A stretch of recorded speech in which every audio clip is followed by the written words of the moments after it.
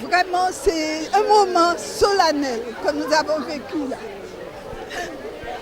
Excusez-moi, mais non, c'est très difficile de la voir comme ça quand même. Et puis, Et elle ne se rend pas compte, c'est-à-dire ce qui compte, c'est le mental. Mais oui, la force, elle est heureuse de nous voir. Parce que son retour en Guadeloupe, là, il y a quelque temps, elle n'était pas venue en Guadeloupe. On savait qu'elle était au loin, mais là, elle est venue chez nous et il y a l'accueil. Une rencontre Oui, avec le grand public dimanche et une avec les enfants. oui, voilà. Donc, Et une avec des étudiants. d'accord. Voilà. Ça aussi, c'est important pour vous de Voilà. essayer de passer le relais, d'expliquer votre travail. Et Oui, de donner l'envie. parler un peu, donner envie, montrer que c'est possible, faisable, accessible. On y arrive si on bosse sérieusement. Très bien. Oui, c'est un très grand honneur pour la Guadeloupe de recevoir Maryse Condé parce que Maryse Condé a fait rayonner le pays à l'international avec le prix Nobel qu'elle vient de recevoir.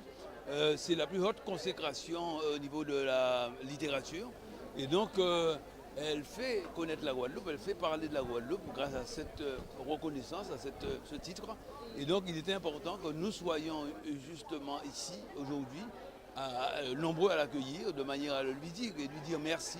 Merci pour ce qu'elle a fait, merci pour la qualité de son écriture, merci pour les thématiques à la fois singulières et universelles qu'elle a abordées à travers toute son œuvre. Et donc, pour tout cela, effectivement, il fallait que le pays tout entier se lève et soit à ses côtés, comme il l'a fait aujourd'hui. Oui, quand je disais qu'effectivement, elle abordait des problématiques à la fois singulières, c'est-à-dire propres à notre archipel, mais aussi universelles, c'est-à-dire que même quand l'action se situe dans le pays, le thème n'a pas forcément à être limité au pays. Donc elle est dans l'actualité, elle est dans le réel. L'imaginaire, c'est aussi un outil d'exploration du réel.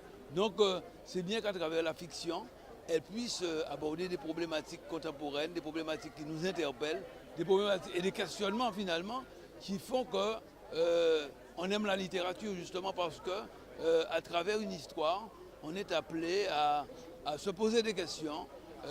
C'est effectivement un outil de distraction, mais aussi de questionnement. Alors on se pose des questions à travers l'histoire que l'on est en train de découvrir, que l'on est en train de vivre par rapport au roman que l'on lit. Et donc c'est très bien qu'elle puisse justement s'emparer de l'actualité, qu'elle puisse s'emparer de thématiques qui font la vie de tous les jours, hélas parfois de manière douloureuse, mais il faut aussi les aborder.